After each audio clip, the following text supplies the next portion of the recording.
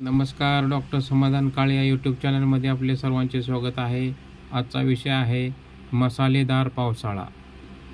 पावसाळा म्हटलं की सगळ्यांना आठवतो तो आल्याचा गरम चहा आणि मस्त गरम भजी. एवढेच नव्हे तर पावसाळ्याच्या दिवसात भूक कमी लागते म्हणून चाट खाणारी मंडळी आपल्याला आढळतात.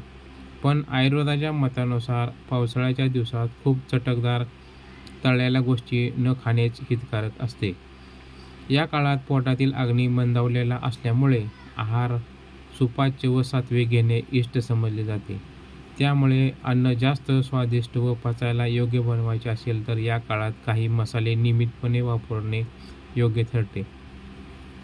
या मसाल्यामुळे अन्न चविष्ट होऊन आरोग्याच्या दृष्टीने जास्त हितकारक ठरू शकते. अशा काही मसाल्यांची आज आपण माहिती पाहणार आहोत. आले, सुंठ.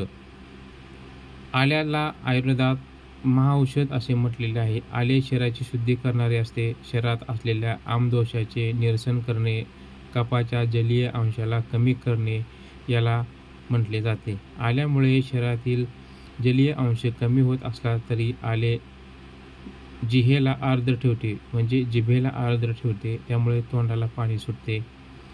लाल ग्रंथीमधून पाचक रस उचित प्रमाणात पाझरला जातो. या सगळ्या गुणांमुळे आले व सुंठ पावसाळ्यात नक्की घ्यावे. आले रोगप्रतिकारक शक्ती वाढवते, पचनशक्ती व अग्नीला मदत करते, श्वसन संस्थेला लाभदायक ठरते. आधुनिक मतानुसार आले अँटीऑक्सिडंट, अँटी इन्फ्लॅमेटरी असते.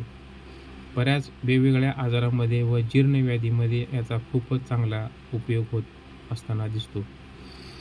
आयुर्वेदात हे आल्याला विश्वभेषज असे म्हटलेले आहे. अर्थात बऱ्याच रोगांमध्ये आले औषधासारखे काम करू शकते. अँटीमायक्रोबियल गुणामुळे आले बऱ्याच इन्फेक्शनमध्ये उपयोगी पडते असे दिसते.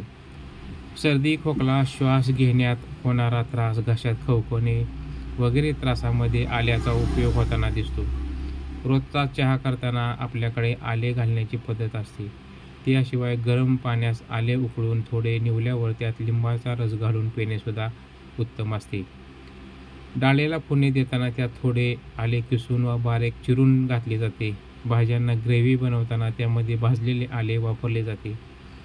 घरात कुणाला वाताचा त्रास असेल तर सुंठ, गूळ, तूप यापासून बनवलेली गोळी घेण्याचा उपयोग होताना दिसतो. आले लिंबाच्या रसात थोडा मध व काळे मीठ घालून घेतल्यास पचन सुधारते, भूक व्यवस्थित लागते, अन्नात रुची वाढते, गॅसेस कमी होतात, तसेच मळवळ व अपचन, हृदयावर असलेला भार कमी होण्यास मदत करते असा अनुभव आहे. सध्याच्या नव्या पिढीला गार पेये जास्त आवडतात. आले किसून त्यात थोडे पाणी व साखर घालून उकळून पाक तयार करावा. गाळून घेऊन पाक काचेच्या भरणीत साठवावा. गरजेनुसार या सिरपमध्ये थोडा लिंबू किंवा बर्फ घालून पिणे मुलांना फार आवडते. पुढील घटक आहे हळद.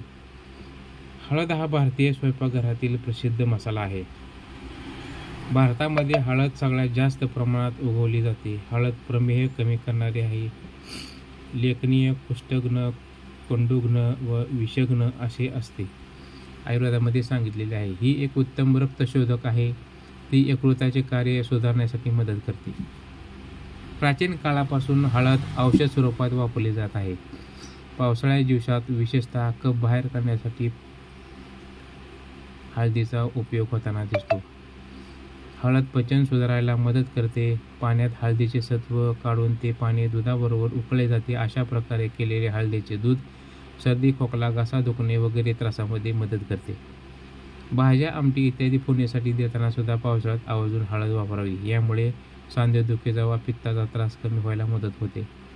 आधुनिक मताने हळदीत अँटी ॲलर्जिक, अँटी इन्फ्लॅमेटरी गुण आहेत. त्यामुळे हळद सांधेदुखी कमी व्हायला मदत करते. तसेच साखरेच्या पचनास मदत करते. रोगप्रतिकारशक्ती वाढवते. व्हायरस, बॅक्टेरियाशी लढण्यास शरीराला सशक्त करते. पावसाळ्याच्या दिवसामध्ये आल्याचा चहा करत असताना त्यात थोडी हळदीचा तुकडा टाकला तर आपल्याला चहा आरोग्यदायी होऊ शकतो. पुढील घटक आहे लसूण. लसूण हा भारतीय व पाश्चात्य स्वयंपाकघरातील एक महत्त्वाचा घटक आहे. ताप, वाताचे दोष, क्षय, अपस्मार वगैरे रोगामध्ये लसणाचा लक्षणीय उपयोग होताना दिसतो. लसूण संक्रामक रोग व जखमा लवकर बऱ्या व्हायला मदत करतो. तसेच पचन सुधारतो. भाजी आमटी करताना लसूण वापरता येतो. बरोबरीने लसणाचे लोणचे, चटणी, तळलेला लसूण, लसणीचे सिद्ध केलेलं दूध वगैरे प्रकारे लसणाचा वापर करता येतो. कोलेस्ट्रॉल, हृदयरोग, डिमेन्शिया, अल्झायमरसारखे वगैरे त्राससुद्धा लसणाचा चांगला उपयोग होऊ शकतो. पुढील घटक आहे काळी मिरी, दालचिनी, लवंग, पुदिना, गवती चहा. याचा वापर पावसाळ्यात दिवसामध्ये नियमितपणे करता येतो. हर्बल चहा वेगवेगळ्या पाककृतीमध्ये या मसाल्याचा आवर्जून वापर केला तर पावसाळ्या दिवसामध्ये आरोग्य नीट राहायला मदत मिळू शकते.